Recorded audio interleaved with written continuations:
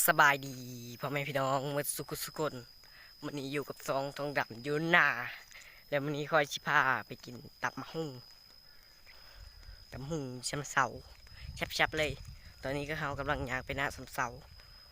เขาเอามะฮุ่งไปก่อนแล้วเขาย่างไปมือนี้นะแปลก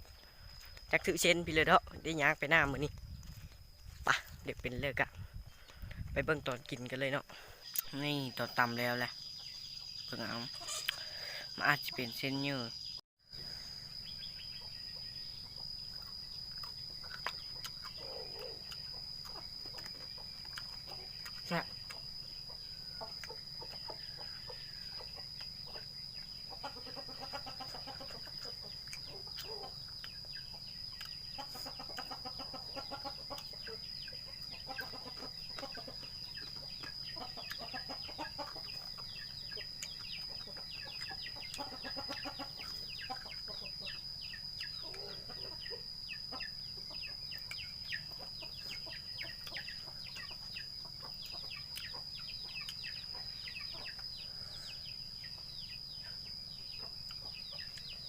ตอนนี้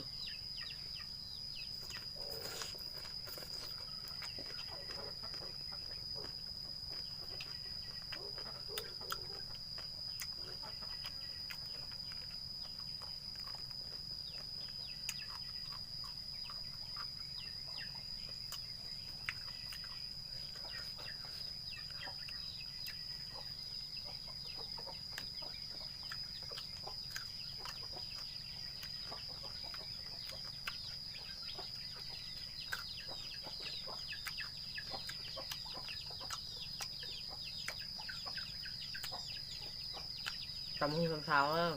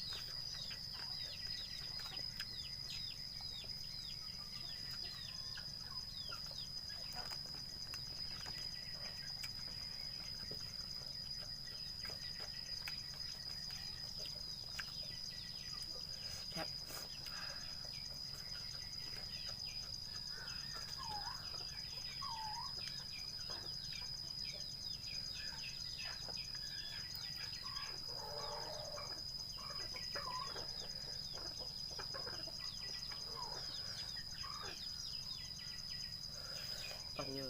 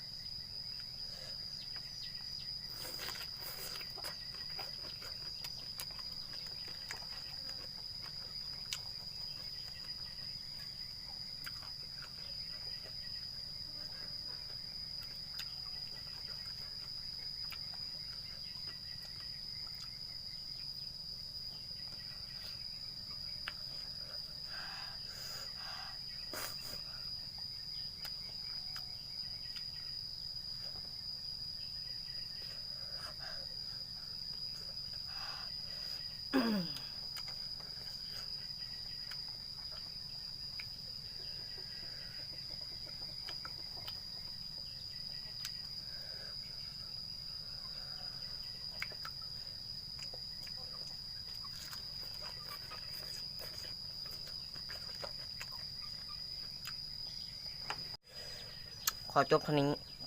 บ๊ายบาย